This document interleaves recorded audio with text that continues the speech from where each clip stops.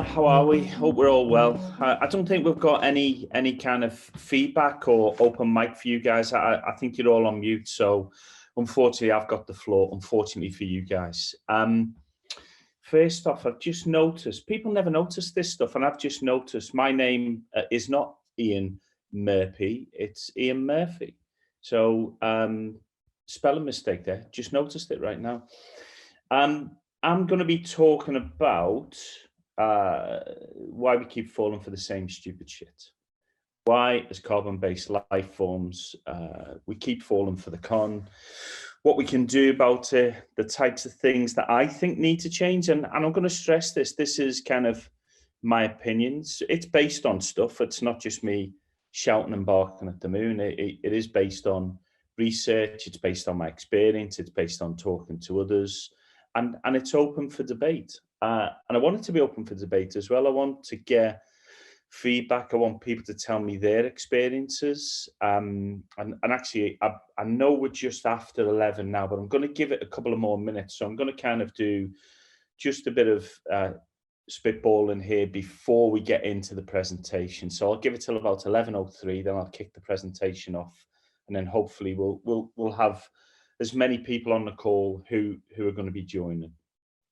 I welcome feedback. I welcome discussion. I welcome disagreement.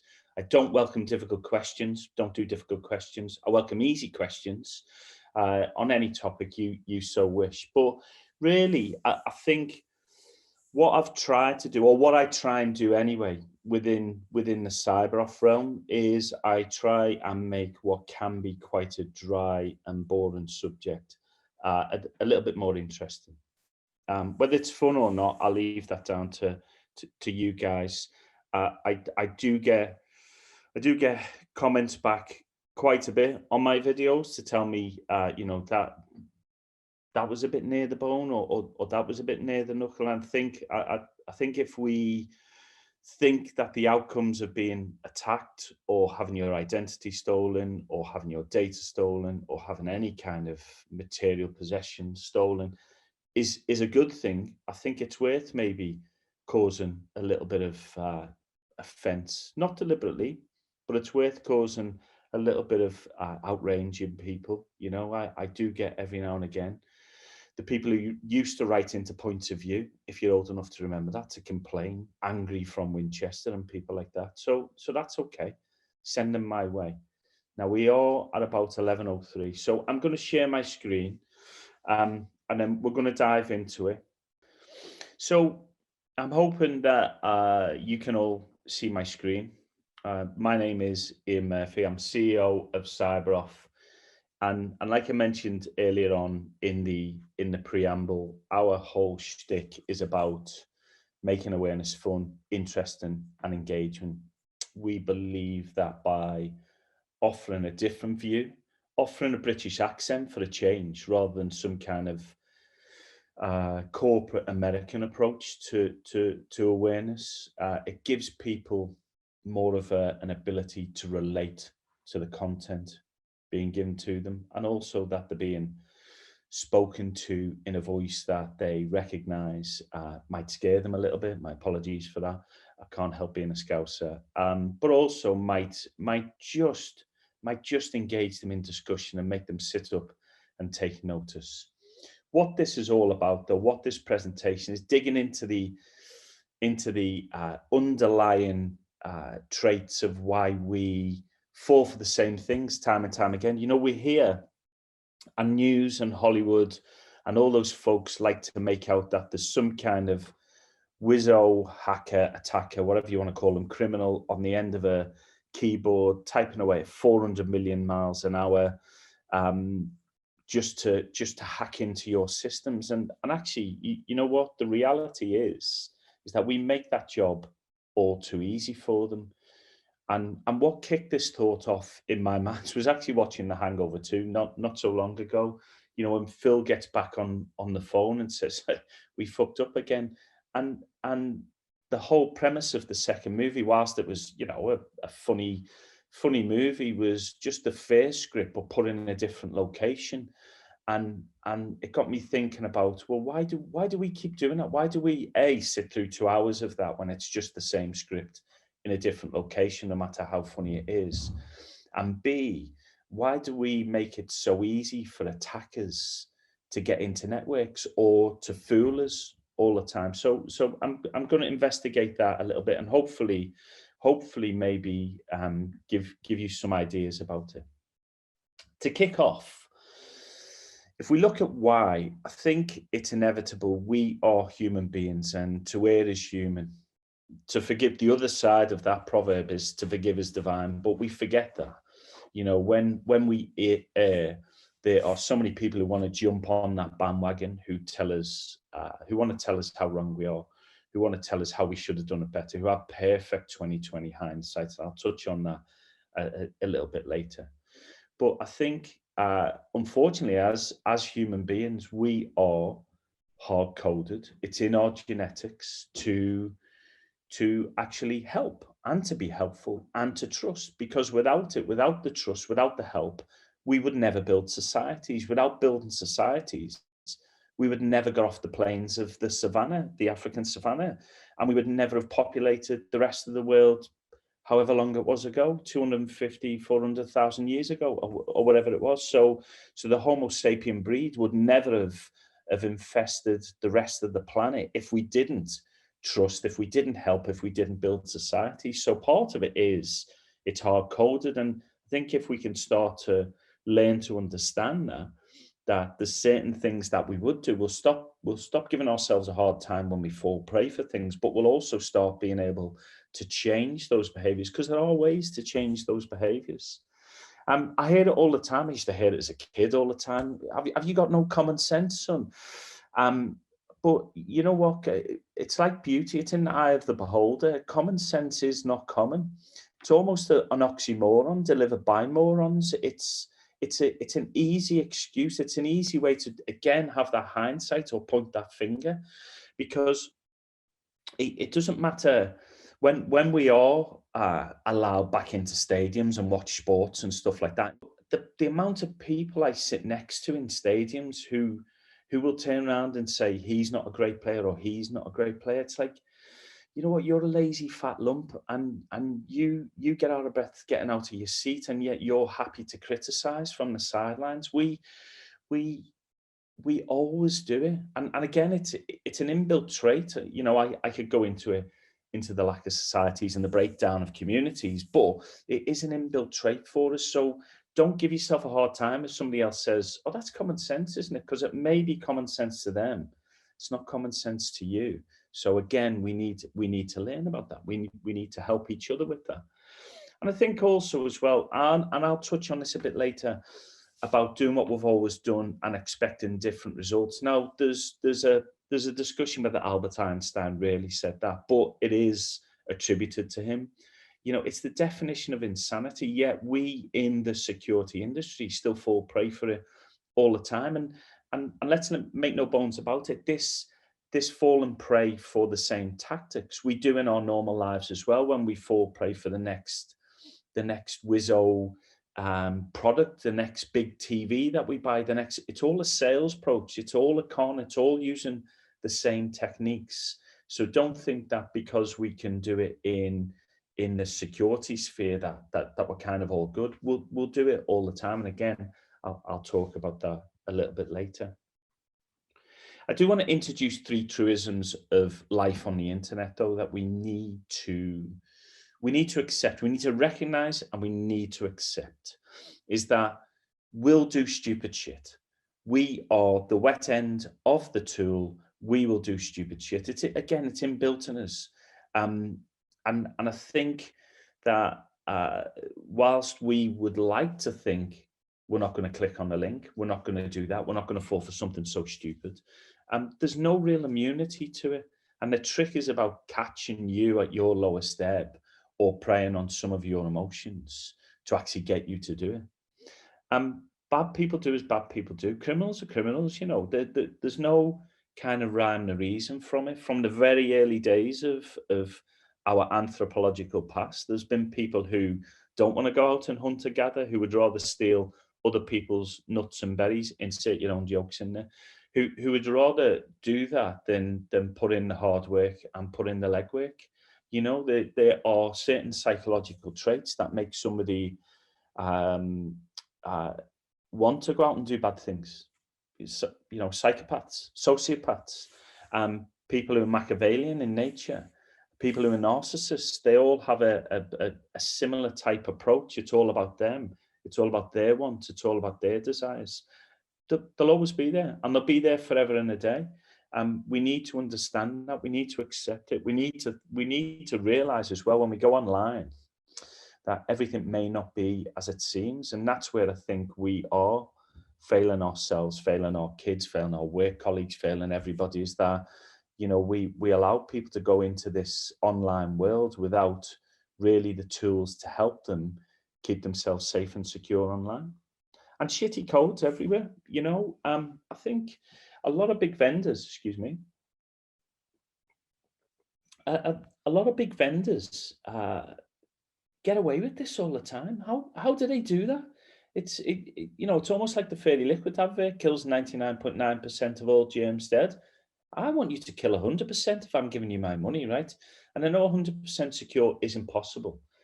I slightly have a problem with that. Whilst it may not be possible, it's not a bad thing to aim for, right?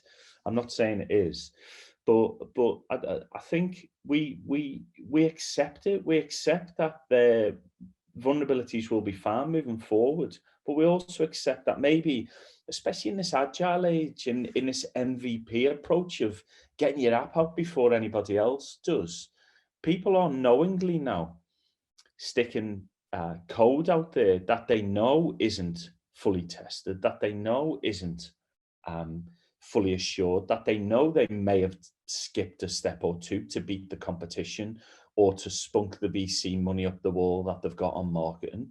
So we're being more we're being again more Machiavellian about it. We're being more calculated about releasing shitty code, rather than in the past where you could make an argument that the code that was released in the past, people have gone to town on it to find the vulnerabilities in it, to exploit it, where maybe that psyche wasn't known back then about how people would try and exploit those vulnerabilities. When now there's not much of an excuse. So we need to keep those three things in mind when we're doing anything online, but especially for what I'm talking about in this presentation.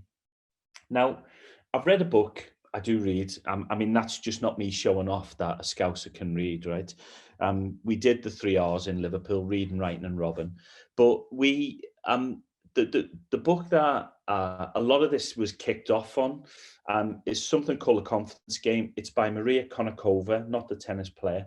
And she talks about the history of confidence tricksters. She gives lots of examples. There's examples of a guy in there who conned his way into being a doctor on a US naval ship in the Second World War. I mean, you know, you can't write this stuff. Well, you can write this stuff. She's written it, but you wouldn't think you could write this stuff. And she breaks it down. So it's a really good book to read or Audible if you've got that, to listen to. She's an engaging writer and speaker. But she breaks it down into 5 elements: the play, the pull up, the rope, the touch, and the blow off. And actually, some of the stories she uses in there are quite astounding. Stories of supposedly intelligent people. And there we go. I've done it myself, questioning a person's intelligence for falling for a con, because actually it's almost like comedy, right? It's almost like you can sit in the audience and look at stuff and laugh at the protagonist telling you the joke and offering you the juxtaposition, because you're just grateful that it's not happened to you. You know, you're just grateful that you could be in that position, but you're not that person in that position. So you got somebody to laugh at when secretly you're thinking, gosh. But for one link, a very good friend of mine, Kev Fielder, the CISO, or the previous CISO of Just Eat, he's just moved now, always says we're one click away from notoriety, and he's right. You know, so it's been broken down into the play. This is all about research. This is all about knowing your mark inside out. And listen, you can use these 5 stages and overlay them on any sales process you want as well, right? They still ring true, or anything you're going to do in life where you're going to maybe have some kind of strategy to get an outcome that you want. It is all about research. All the best con people, I'm one of the greatest out there who takes it on the road, who shows people how to do it, is Derren Brown, right? He does his research. If you ever watch any of his shows or any of the anatomy of what he does leading up to when he explains it at the end, that explain a bit, you'll know he does the research on the people. You'll know he's already picked his mark before he goes in and tries to make that person believe they can, I don't know, play the piano, stand in front of a bullet, jump out of a plane, land a plane, whatever he's doing. He's done that research up front. Then there's the put up. Once you've done the research and you understand who you're targeting and the wants and desires, even if it's too good to be true, and I think we've all been there, we've all maybe been caught in by this too good to be true, the mark will buy it. And this is where I use the seemingly intelligent, because the reason I use that point is people think that it's of a low intelligence to fall for this. Studies show that actually the bigger, the better the con, the more you play on those desires, the more of a kind of intelligent person you will have fallen for it. Ponzi schemes are a perfect example, no matter what people think about them, they drew a lot of people in to invest in stuff that just wasn't there because they wanted to believe the outcome, that they would get the returns that were being promised to them. Their greed took over, their emotion took over to have that outcome of 20 times return, 100 times return. They didn't really spend the time in looking at the data to try and understand whether the data was real or not. And that's where the kind of rope comes in. When you get the mark hooked because you're playing on those weaknesses or pain points. It could be greed, they could be depressed, they could be in a bad relationship. It could be offering them all the riches of King Solomon. It doesn't really matter. As long as you understand what it is, you can start hooking them in with that. And then once you've got their money, once you're taking them the touch side of things, subtly or even not so, because they then can't resist. They're so far invested emotionally, they can't back themselves out. It takes a really brave person to go, hang on a minute. And Maria in her book talks about a person in New York, and the whole premise of her shtick was that she would offer people solutions to their pains, their ills, their depression, whatever was bothering them in their life. The solution to this, by the way, was bring in the money you've got, your savings, whatever it is. And there was a couple of people who invested a couple of $100,000 in this, and she would put it in a jar, and she would keep it safe in the jar and do some crystal nonsense and all of that type of shit. And the people who give them the money, that was a proxy for their worries, and she would hold on to it. And then she did the blow off. She did the disappearing at the end. And when you tell that story, when people start listening, they go, "No, it wouldn't happen to me." Yeah, people did this. People gave her the money, to the tune of a few million, actually. So it's really true. I think, again, another way, maybe it may be attributed to them or not, P.T. Barnum, but there's one born every minute. There truly is. And I think when I come to talk about a little bit of awareness later on, it's why just telling people about a phishing link, or just telling people, here's what a phishing link looks like, is not enough anymore. It really isn't, because the attackers keep getting through and they keep getting past those defenses using this approach. So a lot of maybe the bigger spam type things are just using a volume approach where they're firing it out to everywhere, hoping that they'll get a percentage return on their clicks, but they do. And if they didn't, they wouldn't keep doing it. They'd find a different method, but they do keep doing it. So I think we need to start thinking differently about it, because we need to try and think, and we need to try and accept what we're going to. So Michael, I've just pulled up the thing. There's a Q&A. Michael Perrin has mentioned the kindness of individuals will sometimes blind intelligence. It will do. It absolutely will do. Thanks for that, Michael. Sorry, I've just skipped on ahead. go back. Hang on. So what can we do about it? That was my finger trouble in trying to get the question off the screen. My apologies, folks. Do we accept the inevitable? You know what? Again, one of my favorite authors, Lee Child, the Jack Reacher series, which he's now handing over to his brother. I don't know if you know that. I read that at the weekend. He's handing the franchise over to his brother. He's retiring. Anyway, that's by the by. His character Jack Reacher always says, "Hope for the best, plan for the worst," and I think I don't want people to come away from these types of talks or presentations or discussions and think, "Oh, the sky's falling in." We need to understand the inevitable. We need to be aware of the outcomes of this that are live, that are affecting other people. They may not be affecting you yet, but they may start affecting your family members or your friends or your wider network. You will know somebody who will have or has fallen for this type of stuff. So what we can do is hope for the best, i.e. it will never happen to us, but we also need to plan for the worst as well. We also need to keep educating ourselves, our families, our friends, and keep everybody aware. I think I spoke earlier on about with the hindsight stuff, right? Do you know if there's one thing that really boils my piss? It is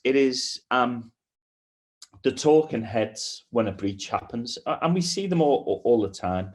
And one of the things that kicked this off was I was watching Ultimate Warrior on Dave the other night, John Richardson's comedy program about his worries. They had a security expert on, and this security expert, everything they said on the program, it was almost as if people and attackers were watching everything you did in every minute of your life. His scare tactics were so unbelievable. I had to go and find it on LinkedIn, and almost I was almost going to pen one of those angry points of view letters, angry from Bath, blah, blah, blah, how dare you, blah, blah. I had a word with myself. I stopped myself about it. But this kind of thing, I think, does our industry no favors whatsoever. This Chicken Little, this sky falling in, there has to be some reality. And also as well, there, but for the grace of God, show some fucking compassion when somebody does get breached. If it turns out at the end that they've played hard and fast and loose with the data, the authorities are there to sort that. But, most of the organizations I've ever gone into in a technical capacity, most of them have vulnerabilities that are years and years old, and they can't patch them for a myriad of different reasons, right? It's not that they're being security lax about it, it's that they have different business priorities. And I think that until we have a disaster, and I hate saying this, right? But until we have a disaster where people lose their lives because of a security flaw, and I'm sure there's been some in the past, but a really big thing that makes the news and gets people sent to jail, we won't have real laws or real powers like the health and safety executive did, the Piper Alpha and things like that, or even football stadia from Hillsborough and things like that. We won't have that type of stuff, unfortunately, until people start losing their lives because of it. So I think compassion is key here. I think afterwards, if it's been shown that people have been lax with their security and have overridden advice and like the Equifax and things like that, by all means hit them with the fines and learn from those experiences. But as soon as this stuff happens, stop promoting your own company and your own PR by jumping online and go, I would have done it differently, blah, blah, blah, because you wouldn't have done. I guarantee you wouldn't have done. Show some compassion. But also don't believe the hype. I think part of it is, and I'll talk about this in a minute, the buyer-seller conundrum. Part of this is that we have a bunch of products, a bunch of solutions, a bunch of services, each of them vying for the mind space of the buyers, the CISOs, the heads of security, the CIOs, whoever the buyers may be. And yeah, people are still buying off Magic Quadrants. People are still believe. I mean, it has magic in the title, for crying out loud. Why do we think that if a vendor shows up with some shiny literature, that's good enough to base the next year's cybersecurity spend on it. I think we need to not be a rat about it, and by that I mean, again, I'm just proving I read. One of my favourite books is The Blind Watchmaker by Richard Dawkins. Now, Richard talks about his a letter to his daughter about not being a rat, and that rat is about uh, questioning and not accepting things from the R as revelation, the A as authority, and the T as tradition.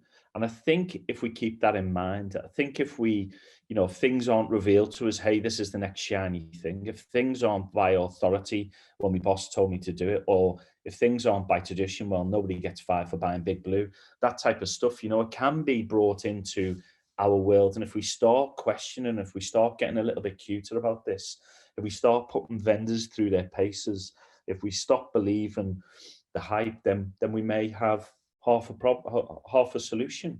We may be halfway there. One of my favorite comedians, Jimmy, one of his favorite jokes that I can tell on here is the one about people from Liverpool and people from Manchester. And I can tell it being a Scouser, I think at least I can get away with it, is that he tells the joke of, people from Liverpool and people from Manchester, they're separated by 30 miles. However, it's a strange conundrum that the people from Liverpool think the people from Manchester are a bunch of idiots. I'll use a nicer word than he uses. He uses the C-bomb. And the people from Manchester think the people from Liverpool are a bunch of idiots. If only they knew is the punchline, meaning that everybody else outside of Liverpool, Manchester thinks they're all a bunch of see you next Tuesday. So it's one of my favorite jokes because it explains, I think, part of the issue that we've got. And part of the issue is this buyer and seller conundrum, because we've got buyers and vendors have a perspective on the buyers. As a vendor, I've been on the vendor side myself. Arguably, I'm still on the vendor side, right? Is that they see a lot of the buyers as being a minister without portfolio, that, they'll have CISOs, heads of, coming to put people through the paces and talk about budgets. And they don't have any kind of say in what's being bought from a vendor's perspective. Don't worry if you're a CISO on this call. I'll get to the other side of the fence in a minute. And really, are they really a change agent? Or again, are they buying off magic quadrants? Are they buying off recommendations? Are they putting this through its paces? This actually happened to me. This is why it's in there. The next bit that vendors see is that buyers are just there for what's in it for them. What's in it for them from purely, I had one CISO once asked me when I was working in Australia, if you can get me 2 tickets to RSA in San Francisco, all expenses paid, you've got my signature on the PO. It's one of the reasons I left Australia, to be quite honest, was, I can't work in that type of environment where that type of thing goes on. Yeah, it still happens, I've got CISO friends here in the UK who'll tell me that they'll regularly get stuff through the post from vendors. Now, if you've got a vendor relationship already and you're working with that vendor and you trust that vendor, I don't see anything wrong with saying thanks for your business, right? I don't see anything wrong with reaching out and saying, hey, I know in difficult times, I know you can put your money elsewhere, and I'm thankful that you put it with us. But the thing to do it from the get-go, I think to do it as if, I'm going to send you a bottle of whiskey. This happened to a CISO friend of mine. I'm going to send you a bottle of whiskey. Therefore, you're now incumbent to me to buy my solution next time it comes around. Again, Kev Fielder once said to me, why don't you ever sell to me, Murph? I said, well, first off, Kev, I'm your friend. And secondly, I would expect that if we were friends, that when you have a need for the services that I offer, that you would come and at least ask my opinion of whether I can help you, or whether I think somebody else can help you, or whether you're considering a competitor and what I think about them, because you always get an honest opinion from me. And I think that's really, that was really valuable for him. But also I think there's a perception from certain CISOs where the role goes to the head a little bit, almost the power's corrupting them. I seen this last bit on LinkedIn where a CISO of a very prominent consulting company that hawks products as well as their solutions and services put a long diatribe on LinkedIn about how to reach out to him, but not where it was useful. It was almost coming across as my time is really valuable. I'm a busy individual, and if you want to get my attention, here's what you do step by step. It was a step by step process. If it was hinting tips, I wouldn't. It wouldn't have worried me so much. But more and more people are doing this. I'm thinking, really, get over your fucking self. Your own company does the same kind of thing with cold calling and outreaching, and you're trying to educate other vendors. People have got to make a living. We respect that. The times are getting harder, so we need to understand that. And I think we really need to be a bit more human. I'll do videos time and time again about, or I'll put posts up about, terrible sales approaches, but I'll never single people out. And it's there to help others. People still keep doing it, but it's there to help others. But I wouldn't for 1 minute presume that I have all the answers, or if those approaches aren't working for them with other people. Um, so I said I'd get to the other side of things. I think when we talk, or when I talk to my CISO friends or colleagues, okay, admittedly, I don't have any friends. Yeah, you got me. So some of the things I get back from them all the time is that the vendors just don't get their business. They don't fully understand it. They don't know what keeps the CISO up at night, and they haven't done their research. Coming back to the con again, they haven't done their research on the mark. I know that sounds a little bit a little bit heavy to talk about the sales prospect as the mark, but that's what it is at the end of the day. And then they'll reach out with really sloppy emails, the cookie cutter emails. That's why it's sloppy with a capital T. And it's all about reaching out with hi squiggly brackets first name, or hi Neil. I get sometimes, or Dave. I've been called Dave, or a female CISO friend of mine got called Alan. Hi Alan. And I think if we're going to do that again, how different is that than the spam, than the clicky links? If you're a security product or vendor, or any kind of vendor for that matter, but if you're a security product vendor and you're sending that type of thing out, I mean, the odd mistake can happen, right? If you're doing it on your smartphone or your tablet, and that kicks in and it changes, I don't know, Helen to Alan, or something like that for whatever reason. And that's happened to me a couple of times. You go back out, you profusely apologize, and you realize you're probably never going to get a conversation, never going to do business with those guys again. But but let's try and make it a bit more professional. And also, let's stop with this ambulance chasing as well. CISOs remember this. A lot of CISOs, when the COVID-19 kicked off, or heads of security, or the buyers, they tell me that they're keeping a little black book on the people who do this stuff, who reach out and say, hey, COVID, remote working, our VPN, blah, blah, blah, and just litter it full of AI, ML nonsense. By the way, there's no AI. I hate to break it to you if you've got a product that has AI into it. It's not AI, it's machine learning. It's fancy maths. It's maths for professors, by the way. Military grade. I used to work in the MOD for 10 years. I would shy away from anything that offered military grade. We would go to war in submarines and destroyers that had Windows technology that was 10 years behind other stuff.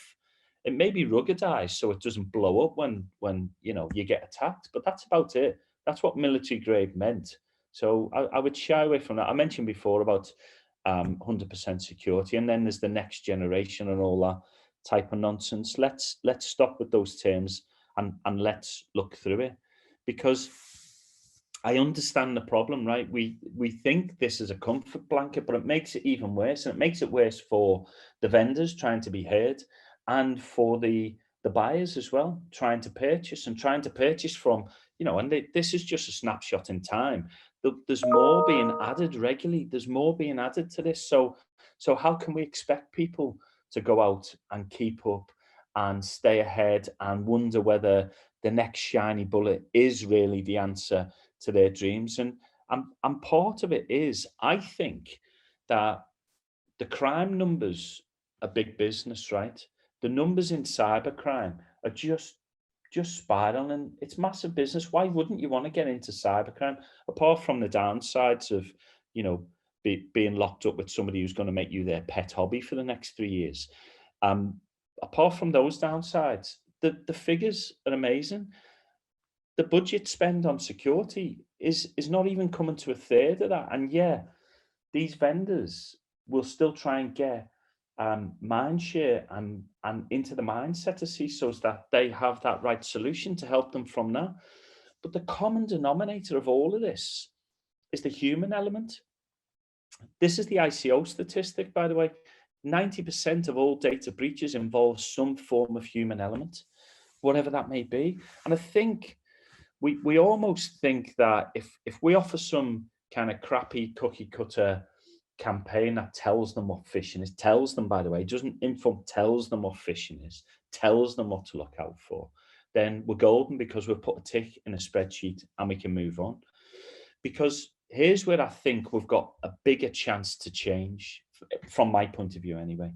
You know, I sell complex services as well to address that higher end, but I think we're missing a big portion of getting some engagement with people, tapping into emotions, turning them on instead of turning them off, making content less dull, more interesting, and trying to foster that sense of being politely paranoid, you know, because people will click on those links. But if you're consistently messaging around an interesting topic and you're making it interesting for users to relate to, then you might be able to start changing that gut feeling. Because the problem here I see in awareness is that this dull and boring content, you know, you've got complex topics that are delivered by experts. By the way, anybody who ever calls themselves an expert on LinkedIn, I swerve away from.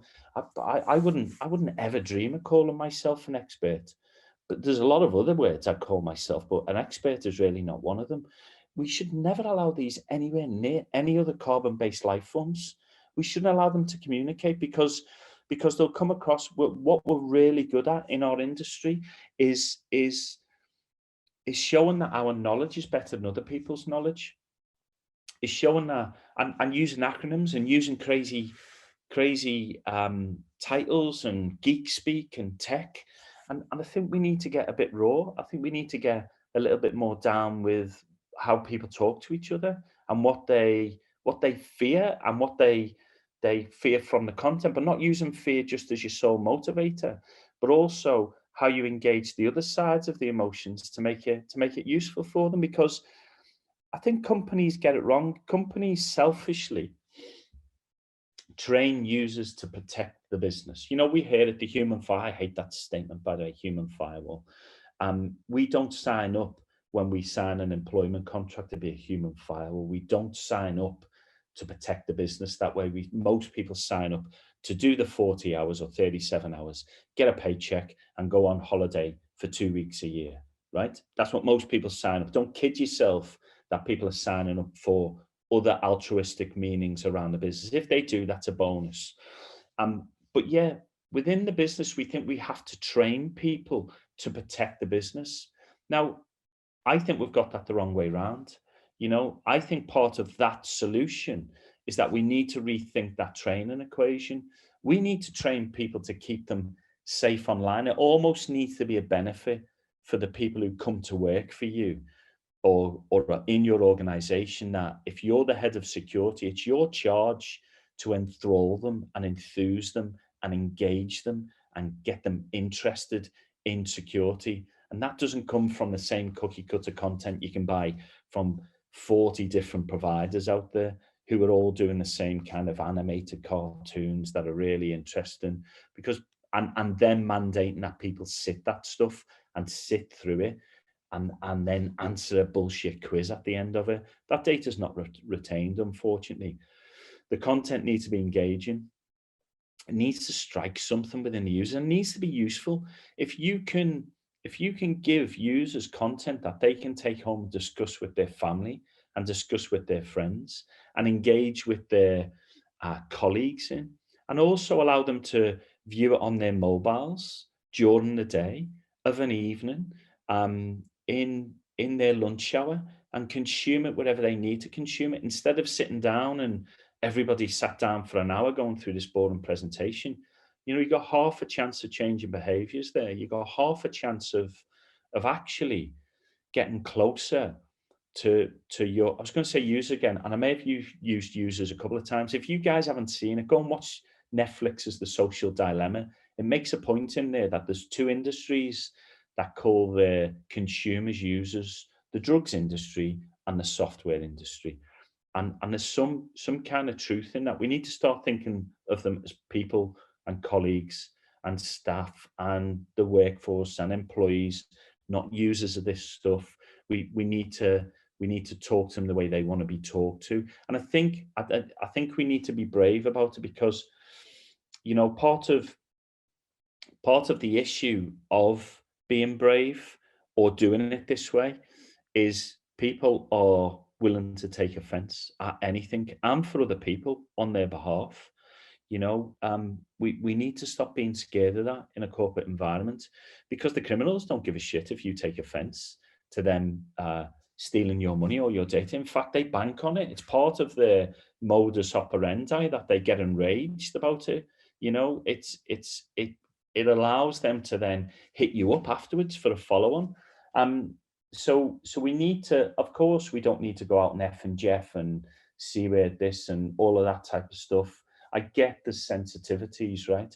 But we really need to start thinking about how we bring people along from the ride, for the ride, instead of mandating that they must do this and they must do it every month and they must pass the quiz with 80%, and they, just so you can put a tick in a box, because that's not security, and that's not education either, and it's not training. You know, we all remember the fun teacher we had at school. We all remember the persons whose lesson we enjoyed going into, and we probably learned more than other stuff. We could probably still recall useless information 30 odd years later, just because that teacher taught us in a fun and engaging way. Now, I've already done about 45 minutes or so. I can keep talking, but I'd like to leave a bit of time at the end for a question and answer session. You can get a bit more of this stuff from the CyberOff website. You can email me for more info. You can reach out to me on LinkedIn to connect there, or you can follow me on Twitter. That's Cyber Ian UK, not Cyberlan. For again, more of this nonsense. I generally put out a video a week. My team, I think my team have run a book to see how much dignity they can strip of me with each individual video. We've got one, I think, coming out tomorrow or coming out Thursday. It's more of a panorama style investigative journalist type approach. And then the week after, we've got a sexy late night cyber chat coming out where I'm wearing some kind of silk dressing gown. So just be warned and be afraid, very afraid. I'll happily take questions, comments, thoughts, and any and all of the above. You know, so some of it is just inbuilt. We are taught from a very early age. Well, the next generation, or I wasn't, but when we get into IT, we're kind of taught that to access this stuff, here's the link you should click. You know, if you want to unsubscribe from an email, click this link, click the unsubscribe button. There's so many links about that it's difficult to know what's real and what isn't. And actually, we've almost made our own problem that our criminals are now exploiting, and have always exploited, but are now exploiting to a greater degree, because, you know, the old, you still have the terrible email approach, or the terrible spelling, or the terrible English or grammar that's being used, or getting your name wrong and all that type of stuff. So they're the giveaways, but they are getting more and more sophisticated. And what I would offer as well is that these defenses that have AI and ML in them, don't think the attackers aren't using the same types of techniques to evade those defenses, to get into your inbox, to give them half a chance of you clicking on that link. We have a curiosity, you know. It's almost as if don't touch that, it's hot. How many times do we get told when we sit down at a restaurant, don't touch the plate, it's hot? What's the first thing we do? oh, wow, oh, it is hot. Fucking moron. But we've just been told 2 seconds before not to do it. It's an inbuilt human element, unfortunately.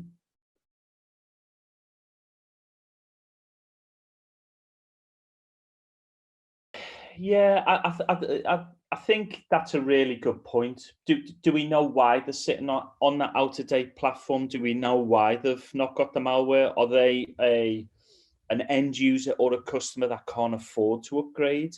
Have they not been able to install that because we don't know? Has their CEO been really greedy by siphoning off the profits of their company that they can't put more money into into the budget?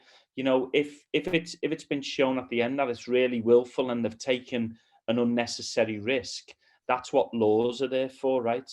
And like I said before, unless it's a disaster that then takes people's lives, the laws are always going to be punitive in terms of fines, really, at the moment. Unless we start sticking people behind bars for this, and unless we make them fully aware that their actions or their inactions or their ability to not show the proper due diligence around their risk management scheme is there, then I think they're but for the grace of God, right? It's strange being an atheist using that, but we really should bear that in mind, that we don't know what they've gone through to get to that point until we're in their shoes ourselves. That's the compassion I'm asking for. I think it's less of judgment from the get go.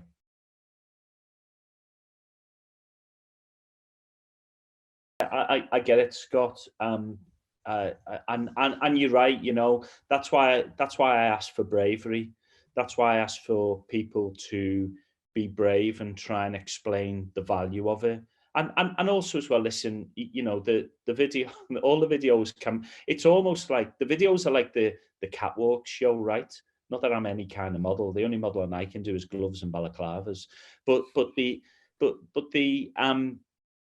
it's almost like the Paris catwalk show where you'll see crazy type of designs there. They never make it to the shops, right? That's the idea of that type of video on shop window, where the customization, the removal of the bumhole jokes and all of that type of stuff can easily be done to suit the sensitivities of the customer without reducing the humor. It's difficult when you're changing behaviors, right? Because behavioral change takes years. It really does. But I think part of the key metrics is inclusion, more discussion. It's the softer things around than hey, this person sat a quiz 30 minutes later and we allowed them to sit it 3 times until they got the pass score. Is that really a metric that we want to be given? Because actually, let's think about it, and let's actually put it into this COVID world now. When you devolve that responsibility almost to say, hey, we've passed this stuff, when the bad stuff happens, it gives the people in power the chance to point the finger and go, well, we told you to lock down and we told you to do this.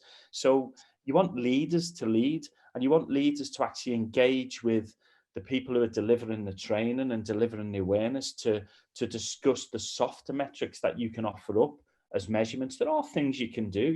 There's funny types of pub quizzes that you can add once a month, or things like that, just to keep it flowing and keep the information fresh. So there are other things you can do to that.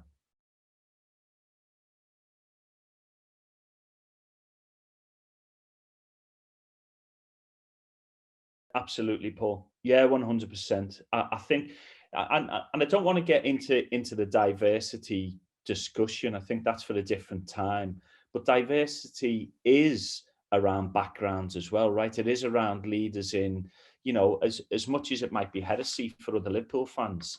I loved listening to Sir Alex Ferguson's autobiography. It gave me an insight into one of the best leaders this country's ever seen, right? The fact he didn't manage the team of my colours is neither here nor there. I can still appreciate even people like Roy Keane when you read his autobiography. It's really interesting, to get a different perspective. That's why I like to read other people that are non-specifically focused on cybersecurity. It gives me their perspective of Mhm. of how to approach different problems, because from time to time it's like the Billy Connolly joke where he tells the story of where he goes into Harrods to buy the carpet, and he asks for the price, and he said, tell him it's £10,000, and he says, the welder Glaswegian comes out in him and he says, £10,000 for a fucking carpet. I sometimes get that the inner Scouser comes out in me when I get angry about certain things, and that's where those different perspectives help. It helps to understand where people are coming from.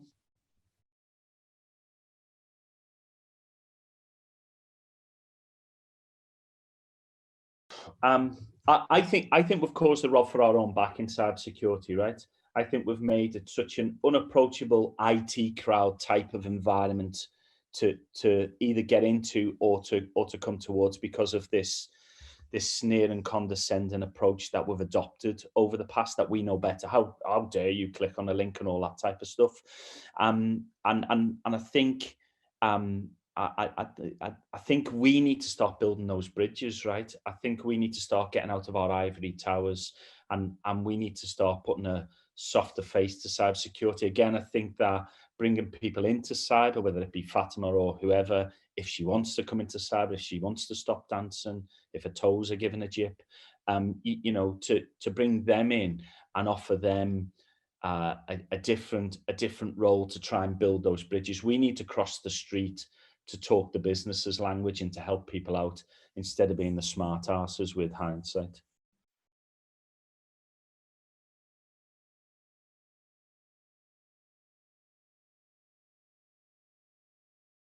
I think again that's a behavioral change in and of itself. It's slow. You've got to extol the virtues of fear. Is useful, right? Fear is useful as an emotion. If you only ever self with fear, or only ever use fear, people get drained really quickly. It's a sapping emotion, so you should really use it sparingly. But if I think back to my childhood, the clunk click every trip, the Green Cross Code Man, the Mufti or Fluffy or whatever, the Charlie Says, all of those campaigns were about fear, right?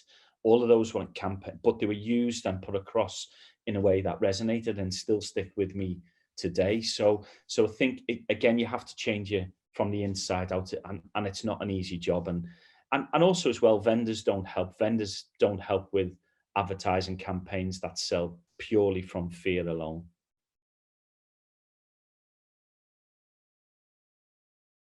Punch him in the face, Owen. Just give him a good punch shoulder in the foot. No. Oh wow, yeah, really good question, man. I think I'm gonna punch myself in the face now. You have to take them on a journey. So you have to explain to them, and you have to show them real world examples of where compliance didn't work, or where a tick box doesn't work, or where a certification. Show them all the big attacks and all the big hacks. That there's a lovely information is beautiful, I think it's called. It offers bubble diagrams on the attacks from the very early days to today, and the size of the bubble and stuff like that is the size of the attack. And actually, you can go in and look into the background of that, and you'll probably see that all of those companies had PCI DSS, had 27001, were HIPAA certified, blah blah blah blah blah, and yet they were still attacked. You point them to real world evidence where that compliance doesn't work, and talk to them about maturity and assurance and efficacy of controls and risk-based approach and things like that. Use good management speak for them. Maybe try and change it that way.